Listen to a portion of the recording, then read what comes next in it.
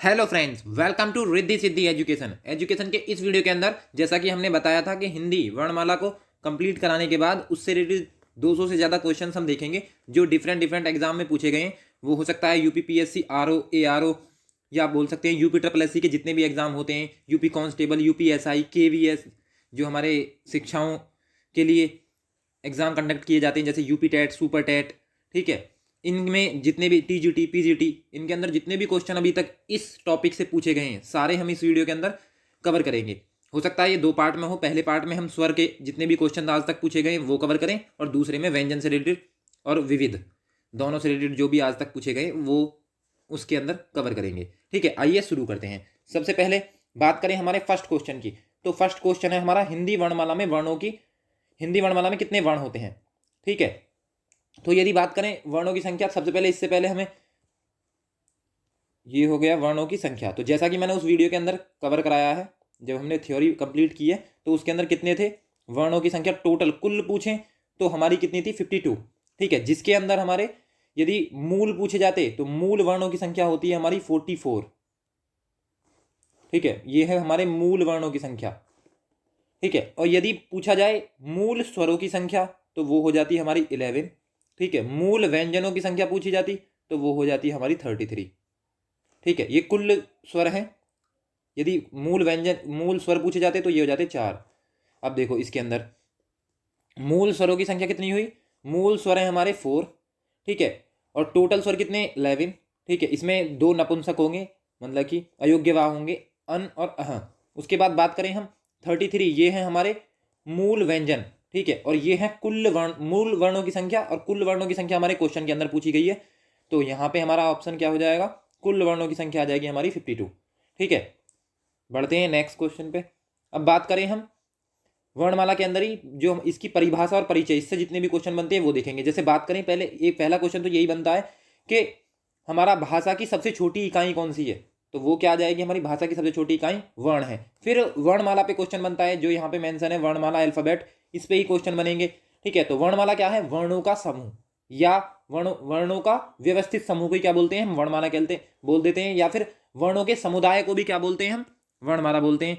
और वर्णों के लिपिबद्ध समूह को भी क्या बोलते हैं, वर्णमाला बोलते हैं। तो ये तीनों तरीके से ये क्वेश्चन पूछा हुआ है।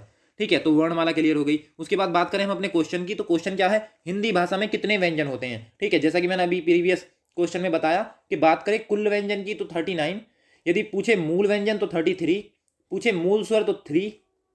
मूल स्वर कितने हो जाएंगे, तो मूल स्वर हो जाएंगे हमारे 4, और कुल स्वर कितने होते हैं हमारे 11। ठीक है, ऐसे ही हमारे मूल व्यंजन कितने होते हैं 33। ठीक है, कुल पूछता तो कितने हो जाते हैं हमारे 39। ठीक है, तो इसमें 39 तो कहीं ऑप्शन में है नहीं, तो इसमें मूल व्यंजन पूछे हुए हैं, इसका मतलब इसका आंसर क्या होगा हमारा 33। तो कितने होते हैं हिंदी भाषा में, कितने व्यंजन होते हैं, यहाँ पे ये और ज़्यादा अच्छा होता। ठीक है, केवीएस में पूछा हुआ है, यदि यहाँ पे लिखा होता मूल व्यंजनों की संख्या तो वो कितनी होती है हमारी 33। ठीक है, बढ़ते हैं नेक्स्ट क्वेश्चन पे। बात करें भाषा की सबसे छोटी इकाई कौन सी है, तो भाषा की सबसे छोटी इकाई की बात करें तो वो क्या है, जैसा कि मैंने अभी बताया था, भाषा की सबसे छोटी इकाई, यदि इसके अंदर हमारा ध्वनि होता तो भाषा की सबसे छोटी मौखिक इकाई ध्वनि होती है। भाषा की सबसे छोटी इकाई पूछा जाए तो वर्ण होती है या अक्षर। लेकिन यदि यही क्वेश्चन हमारा ऐसे पूछा हुआ होता कि भाषा की सबसे छोटी लिखित इकाई, तब भी हमारा आंसर क्या आता, वर्ण आता। तो इसमें क्या आ जाएगा, वर्ण। फिर वर्ण के कॉम्बिनेशन से बनेंगे, फिर धीरे धीरे धीरे धीरे पहले पहले सबसे पहले ध्वनि, फिर उसके बाद नेक्स्ट प्रियोरिटी देंगे हम वर्ण को, फिर अक्षर को, उसके बाद आएंगे हम शब्द पे। तो शब्द कब आंसर होगा हमारा, जब हम क्वेश्चन में हमसे ये पूछा गया हो कि सबसे छोटी इकाई, भाषा की सबसे छोटी सार्थक इकाई, तब हमारा आंसर आता शब्द। ठीक है, लेकिन अभी इस क्वेश्चन का आंसर क्या है, वो है हमारा वर्ण। ठीक है, बढ़ते हैं नेक्स्ट क्वेश्चन पे। उसके बाद बात करें परिभाषा और परिचय से ही भाषा की सबसे छोटी इकाई, तो ये हम देख चुके। ठीक है, तो ये अलग तरीके से नवोदय विद्यालय प्रवक्ता परीक्षा 2014 में पूछा गया, तो इसका भी आंसर क्या होगा, वर्ण, क्योंकि ध्वनि इसके अंदर मेंशन ही नहीं है। उसके बाद बात करें हिंदी भाषा में कितने स्वर होते हैं, तो मैंने अभी बताया, यदि बात करें कुल स्वर, तो कुल स्वर तो होते हैं हमारे 11, लेकिन पूछा जाता हमसे कि मूल स्वर कितने होते हैं, तो मूल स्वर होते हैं हमारे 4। ठीक है, तो इसमें 4 तो कहीं ऑप्शन में है नहीं, इसका मतलब इसमें कुल स्वर ही पूछे हैं, तो कुल स्वरों की संख्या कितनी है हमारी, ये आ जाएगी हमारी 11। तो बी इसका आंसर होगा। ठीक है, उसके बाद बात करें हम नेक्स्ट क्वेश्चन की, तो एक से अधिक वर्णों के मेल से क्या बनता है, तो दो वर्ण मिलके क्या बना देंगे, जैसे हमने एक एग्जांपल लिया क, ठीक है, तो ये क्या है, ये अक्षर है, किस किस से मिलके बना हुआ है, एक तो क हलंत प्लस अ, ये क्या है हमारा शहीद स्वर, इन दोनों से मिलके बना है, मतलब कि व्यंजन, स्वर और व्यंजन के मेल से बना है हमारा अक्षर। तो इसका मतलब दो वर्णों के मेल से क्या बनेगा हमारा, तो हमारा आंसर आ जाएगा इसका ए, अक्षर। ठीक है, अब उसके बाद देखते हैं हम नेक्स्ट, हिंदी वर्णमाला में व्यंजनों की संख्या। तो इसमें भी ऑप्शन में हमारा 39 नहीं है, इसका मतलब व्यंजनों की संख्या जैसा कि हम डिस्कस कर चुके कितनी होगी, 33। ठीक है, उसके बाद नेक्स्ट क्वेश्चन है हमारा, भाषा की सार्थक लघुत्तम इकाई किसे माना जाता है। सार्थक, इस बार क्वेश्चन थोड़ा चेंज हुआ है, उसने पूछा है सार्थक। ठीक है, मतलब कि जिसका जिसका कुछ ना कुछ अर्थ हो। ठीक है, तो जब पूछा जाए हमसे सार्थक लघुत्तम इकाई, तब हमारा वर्ण या ध्वनि नहीं आएगा, ना ही अक्षर आएगा, फिर आएगा हमारा आंसर शब्द, क्योंकि इसी का कुछ अर्थ निकलता है। कहाँ पूछा गया है, UPSSC में, जो हमारे राज्य कृषि उत्पादक मंडी परीक्षा है उसके अंदर पूछा गया है। तो क्या हो जाएगी सबसे छोटी सार्थक इकाई, तो वो आ जाएगी शब्द। पूछा जाता सबसे छोटी मौखिक इकाई तो ध्वनि, सबसे छोटी लिखित इकाई तो आ जाता वर्ण। उसके बाद बात करें शब्द की सबसे छोटी इकाई क्या कहलाती है, तो शब्द की सबसे छोटी इकाई, भाषा की सबसे छोटी इकाई भी पूछता तब भी यही आंसर होता, तो आ जाएगा हमारा वर्ण। ठीक है, उसके बाद नेक्स्ट है हमारा वर्णमाला में स्पर्श व्यंजनों की संख्या। तो ये भी मैंने थियोरटिकल जो थ्योरी की वीडियो कराई है उसके अंदर सब कुछ कंप्लीट कराया डिटेल में। तो बात करें स्पर्शी कितने होते हैं, वैसे स्पर्शी व्यंजन होते हैं 5-5 के कॉलम होते हैं 5, तो कितने हो गए टोटल 25। लेकिन यहाँ पे मेंशन होता है मूल स्पर्शी व्यंजन, तो मूल स्पर्शी व्यंजन 25 नहीं होते, वो होते हैं 16। नासिक्य नहीं आता उसके अंदर और पै वर्ग नहीं आता, तो कितने हो जाते 16 हो जाते। लेकिन यहाँ पे ऐसा मूल कुछ मेंशन नहीं है, इसका मतलब वर्णमाला में स्पर्श व्यंजनों की संख्या डायरेक्ट ये पूछी है, तो हमारा आंसर आ जाएगा इसका ए 25। ठीक है, अब उसके बाद देखते हैं हम हिंदी में ध्वनि कितने प्रकार की होती है। तो हिंदी में ध्वनि दो प्रकार की होती है, एक स्वर एक व्यंजन, मतलब वोवेल और कॉन्सोनेंट। तो क्या आ जाएगा हमारा आंसर, पहला आ जाएगा। ठीक है, उसके बाद बात करें हम हिंदी भाषा के कुल व्यंजनों की संख्या, तो अगेन रिपीट हो गया ये, बिहार पुलिस कांस्टेबल में कितना 33, इसका एक्सप्लेनेशन देख चुके। उसके बाद बात करें वर्णमाला किसे कहेंगे, तो मैंने स्टार्टिंग में बताया वर्णमाला, तो वर्णमाला वर्णों के समूह को, वर्णों के व्यवस्थित समूह को, वर्णों के समुदाय को, ठीक है, या वर्णों के लिपिबद्ध समूह को, ये तीनों क्या है वर्णमाला के आंसर हैं, डिफरेंट डिफरेंट एग्जाम में पूछे हुए हैं। तो यहाँ पे क्या है हमारा इससे रिलेटेड, वर्णों के व्यवस्थित समूह को क्या कहेंगे हम, वर्णमाला, अल्फाबेट कहेंगे। ठीक है, जैसे हमारे अंग्रेजी अल्फाबेट में AEIOU क्या होते हैं स्वर, बाकी के 21 बचे हुए क्या होते हैं हमारे व्यंजन। ऐसे ही यहाँ पे क्या होता है, यहाँ पे 11 होते हैं स्वर और बाकी जो बचे हुए हैं वो हैं व्यंजन, जिसमें कि 2 हटा दो, अयोग्यवाह, नपुंसक। ठीक है, फिर देखते हैं वर्णों के समुदाय को क्या कहते हैं। तो ये अगेन ये चीज़ मैं बता चुका कि इस तरीके से भी क्वेश्चन पूछा हुआ है, यूपी पुलिस कांस्टेबल में पूछा है। तो क्या कहेंगे वर्णों के समुदाय को, तो वर्णमाला। ठीक है, जिसने वो वीडियो दोनों पार्ट देखे हुए हैं, जितने भी हम 200 क्वेश्चन कराएंगे सब कुछ बहुत ही आसानी से कर लेंगे वो। ठीक है, उसके बाद नेक्स्ट क्वेश्चन है हमारा, व्यंजन और स्वर के संयुक्त रूप को क्या कहते हैं। तो अभी देखा हमने दोनों के संयुक्त रूप को क्या कहते हैं हम, अक्षर। ठीक है, कै वाला भी एग्जाम्पल देखा था। उसके बाद बात करें लिपि चिन्हों के क्रमबद्ध समूह को, आ गया ना क्वेश्चन, तो इसके अंदर UPSSC जो हमारा कनिष्ठ सहायक परीक्षा है उसके अंदर पूछा गया है। तो ये भी क्या हो जाएगा इसका, लिपि चिन्हों के क्रमबद्ध समूह को, ये भी हो जाएगा हमारा अल्फाबेट, मतलब कि वर्णमाला। उसके बाद बात करें हम जिनका उच्चारण स्वतंत्रता से होता है और जो व्यंजन के उच्चारण में सहायक होते हैं। तो स्वतंत्रता से क्या बताया था स्टार्टिंग में, बिल्कुल स्टार्टिंग में बताया था जब हमने स्वर की परिभाषा देखी थी, तो उसके अंदर हमने क्या देखा था कि जिसका उच्चारण क्या कैसे होता है, स्वतंत्र रूप से होता है, तो वो होते हैं हमारे स्वर। ठीक है, और व्यंजक में सहायक होते हैं, जैसे क लिखा हमने, तो क हलंत प्लस अ से, अ जो हमारा शहीद स्वर है उससे मिलकर बना हुआ है, तो वो क्या हो जाएगा हमारा, कौन होते हैं सहायक, वो हो जाएंगे हमारा स्वर। तो इसका बी आंसर होगा।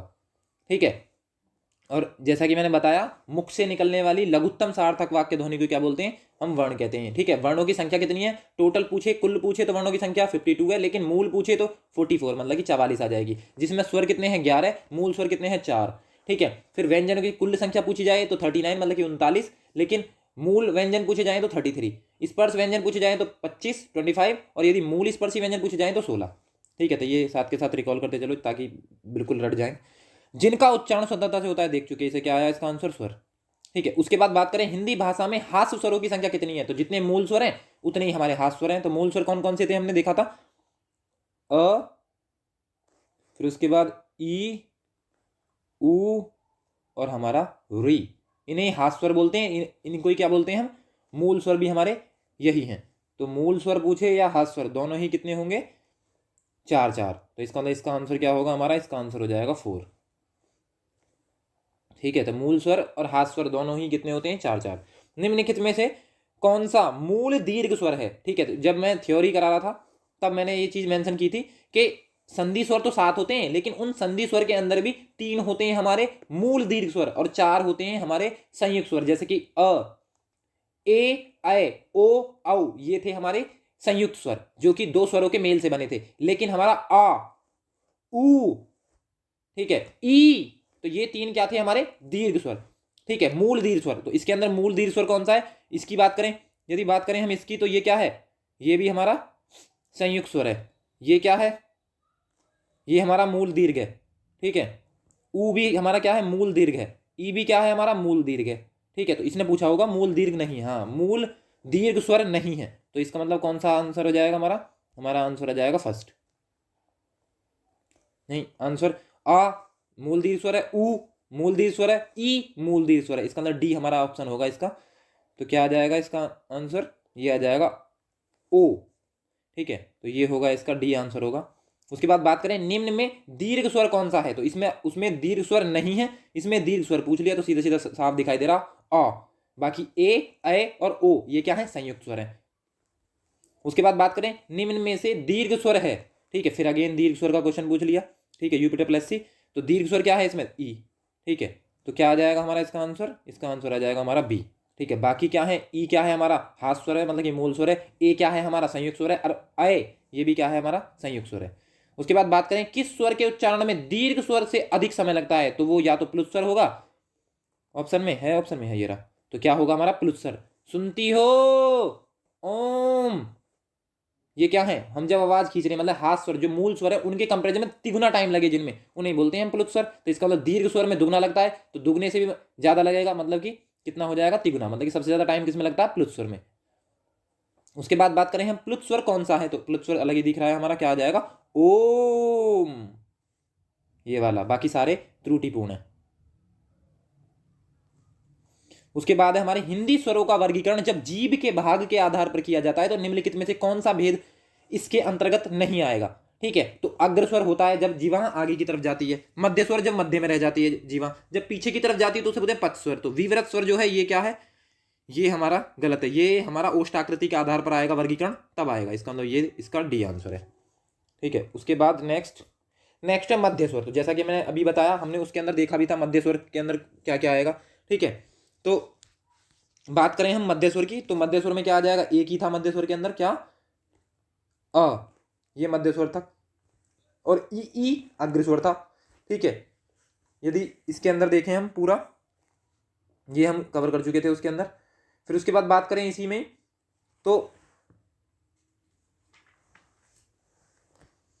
मध्य स्वर किसे कहते हैं, ये तो ए, इसका आंसर तो हो गया ए। उसके बाद नेक्स्ट की बात करें तो ये आ जाएगा हमारा अग्र, देख चुके हम। ठीक है, जैसे कि अग्रस्वर के अंदर क्या क्या आएगा हमारा, कौन कौन से काउंट होंगे अग्रस्वर के अंदर। ठीक है, तो वो हमने देख लिया, जैसे मध्य ए मध्य हो गया। ठीक है, पस्वर के अंदर जैसे ऊ आ गया, पस्वर के अंदर आएगा। ठीक है, अब देखते हैं जैसे कि भाषा, हाँ ऊ आ गया, मतलब ऊ बड़ा वाला ऊ, तो क्या आएगा, किसके अंदर आएगा, ये आएगा पथ संवृत। इसका आंसर हो जाएगा हमारा डी, डी पथ संवृत। ठीक है, मतलब कि जो हमारा ऊ है वो हमारा पश्च स्वर भी है और हमारा समृत स्वर भी है, क्योंकि इसमें जब हम इसे बोलते हैं ना ऊ, तो जो हमारी ओष्ठ है, जो होठों की आकृति है वो वृतामुखी हो जाती है, मतलब कि गोल हो जाती है, और जीभ ऊपर उठने के कारण समृत स्वर भी कहते हैं इसे। ठीक है, क्योंकि इसमें हमारी जो जीभ है वो कैसी उठेगी, ऊपर की तरफ उठेगी। इसका मतलब ये क्या है हमारा, ये हो जाएगा हमारा कौन सा, पश्च समृत स्वर। उसके बाद नेक्स्ट है हमारा समृत स्वर। तो समृत स्वर इसके अंदर कौन सा ऑप्शन है, आ भी नहीं है समृत के अंदर। तो समृत के अंदर आता है ई ई ई ई ऊ ऊ। अब देखो इसमें कौन सा है इसके अंदर, तो अलग ही दिख रहा है हमारा, ई इसके अंदर है। ठीक है, तो क्या जाएगा, ई ई ऊ ऊ, तो ये समृत स्वर के अंदर आएंगे, तो इसका ऑप्शन क्या जाएगा, ऑप्शन सी। उसके बाद बात करें अर्ध विवृत, तो मैंने बताया था अर्ध संवृत अर्ध विवृत। अर्ध विवृत के अंदर बड़े बड़े और अर्ध संवृत के अंदर छोटे छोटे, जैसे कि क्या बताया था मैंने वहां पे, ए और हमारा ओ, ये छोटे, तो ये थे अर्ध संवृत जबकि इनके बड़े वाले ये थे हमारे अर्धविवृत, क्योंकि इनमें मुख ओपन होता है, मतलब कि पूरी तरह से खुलता है। ठीक है, इसमें ओपन, क्योंकि विवृत का मतलब खुलना ओपन और संवृत का मतलब बंद। ठीक है, तो इसमें पार्शली ओपन, इसमें पार्शली क्लोज। ठीक है, तो ये देखे थे हमने। तो इसके अंदर देखो अर्धविवृत मतलब कि जिसमें ज्यादा खुलेगा, इसके अंदर बड़ा वाला अक्षर आएगा, तो बड़ा अक्षर इसमें एक ही है। कहाँ पे हमारा आ जाएगा इसके अंदर ए। ठीक है, तो ये इसका आंसर हो जाएगा। ये क्या है हमारा अर्धविवृत। ठीक है, क्योंकि इसके स्वर, जो ये स्वर है, स्वर का उच्चारण में जो हमारा जीवा है वो अर्ध संवृत में कम उठती है, थोड़ी कम उठती है। ठीक है, तो ये क्या कहलाएगा, अर्धविवृत कहलाएगा। इसके अंदर जैसे कि ए हो गया, ए और औ बड़ा वाले, तो दोनों आ जाएंगे इसके अर्धविवृत के अंदर। ठीक है, चलते हैं नेक्स्ट क्वेश्चन पे। बात करें हम अन्य स्वर के अंदर स्वरों के उच्चारण में लगने वाले समय को क्या कहते हैं। ये मैंने उस थ्योरी वाली वीडियो के अंदर बहुत बार, कई बार रिपीट किया है। क्या बोलते हैं, मात्रा। इसी वजह से स्वर को क्या बोलते हैं, मात्रिक स्वर भी बोलते हैं। ठीक है, तो वो भी उसी से पता चल जाएगा कि मात्रिक स्वर बोलते हैं। ठीक है, फिर नेक्स्ट क्वेश्चन है हमारा, कौन सा शब्द अनुनासिकता है जी, कौन से शब्द की अनुनासिकता है। यदि बात करें अनुनासिकता मतलब कि जिसमें मुंह और नाक दोनों का यूज हो। जैसे बात करें हम सबसे पहले नाक पे हाथ लगा के, कदम्ब कदम्ब, नाक पे कोई फर्क नहीं पड़ा। कंगन कंगन, कोई फर्क नहीं पड़ रहा। जब हमने बोला कंटीला कंटीला, ठीक है, तो जैसे ही हमने कंटीला बोला तुरंत नाक पे, नाक और मुंह दोनों से निकली है आवाज, तो इसका मतलब इसका आंसर क्या आ जाएगा हमारा, कंटीला। ठीक है, उसके बाद बात करें हम ए और ऐ का उच्चारण कहां से आता है। तो ये इतना तो हमें पता है कि ये क्या है, कंठ तालव्य है। ठीक है, मतलब कि किस किस के कॉम्बिनेशन से बने होते हैं ये, हमने वैसे थ्योरी के अंदर देख लिया। ए आ किसके साथ मैच होते हैं, तालव्य स्वर के अंदर, ई और ई के साथ, तो बनता है हमारा ए। ठीक है, इसका मतलब ये ऊपर वाले क्या है हमारे, ये वाले हमारे कंठ हैं, और ये क्या है हमारे तालव्य। तो ये इसे क्या बोल देंगे, हम बोल देंगे कंठ तालव्य स्वर है हमारा ए और ऐ। तो कंठ तालव्य ऑप्शन सी इसका सही आंसर होगा। उसके बाद बात करें हम निम्नलिखित में से कौन सा स्वर कंठ तालव्य है। तो अभी देखा हमने ए कहाँ है, ऑप्शन में है, ऑप्शन डी। तो क्या हो जाएगा इसका आंसर, ऑप्शन डी।